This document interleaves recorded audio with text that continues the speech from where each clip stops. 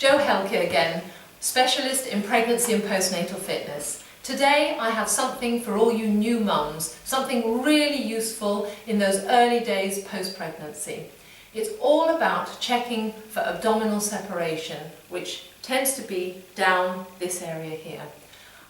It's an important one because it gives you the tools to know exactly what you should be doing postnatally on the abdominal exercise front and what you most definitely should not be doing, just to make sure that the abdominals come back together and get strong the right way.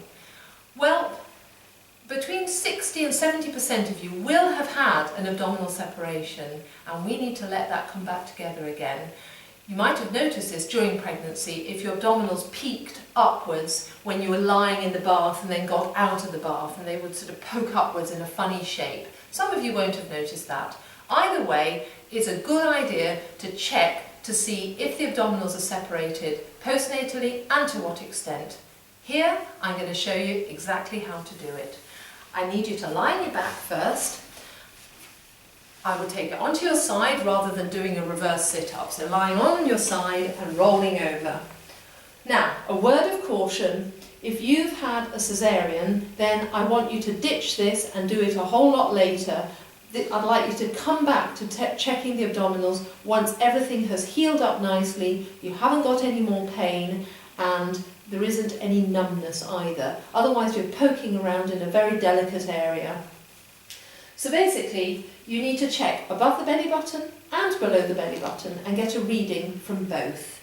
So measure about 1 inch above the belly button, and you're going to have your fingers widthways, because what you're checking for is to see how wide the gap is between the two bands of muscle. So taking it above the belly button, you need to squeeze down a little bit. That's why I say it's no good if you've had a C-section. So you push down, take a breath in, and then as you exhale, you are going to do a sit-up. So you're going to come up here and see what happens. You should feel 2 bands of muscle closing inwards on either side of your fingers. So in other words, as you come up, in that sit-up, the muscles start to fire up, they engage, and they'll slowly close inwards and clamp round your 2 fingers. Now, if they clamp round the 2 fingers, like so, it means that you have a 2-finger gap. On the other hand, you might be luckier, and it might only clamp around 1 finger. The way this would happen is you would feel the 2 bands of muscle closing around the 2 fingers and then squeezing one of the fingers out and clamping around 1 finger. That would be great. It would mean you only have a 1-finger gap. In some cases, you might feel a ridge of muscle on one side and it might feel very loose on the other side. Then you need to retest with 3 fingers. So you would do the same process, lying on your back, 3 fingers widthways, do your sit-up, and then you might feel the 2 bands of muscle clamping this time round your 3 fingers, in which case you have, of course, a 3-finger gap.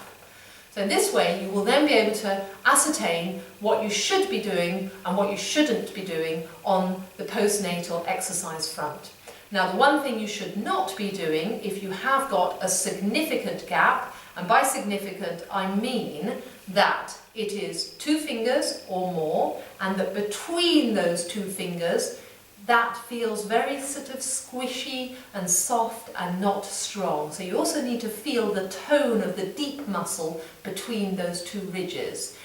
What you should not be doing if you have very little tone and a gap of 2 fingers or more is sit-ups. So no sit-ups, whether they be the straight ones like this or whether they be those rotating ones like that. So you do need to avoid that sort of exercise, and on the contrary, you should be working to try and bring everything back together and close and knit things. And the way you do that, one of the best ways that you can do that, is by doing specialist postnatal Pilates exercise that is actually designed specifically to close that gap, which is, of course, as you know, is exactly what I do and what I offer. I know you're probably thinking, oh, well, she would say that, wouldn't she? Having said that, it really is true and it really does work.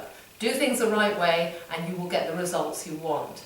So there you have it. You would then repeat the process below your belly button, an inch below, and you might well get a different reading. Tends to be a wider gap above the belly button to below the belly button, but not always the case, but most of the time that is the case. So take your 2 readings, and then once you know that, retest 6 weeks later, because you'll be able to see the progress that you are making. Because if you work hard and do little and often on your postnatal Pilates front, you will see the difference, you will see improvement, and there's nothing better than seeing progress. So have a go, let me know how you get on. If you're not quite sure, you can always grab me on the forum or on Facebook for that matter, and you can also find me through my website, which is of course joannahelcke.com.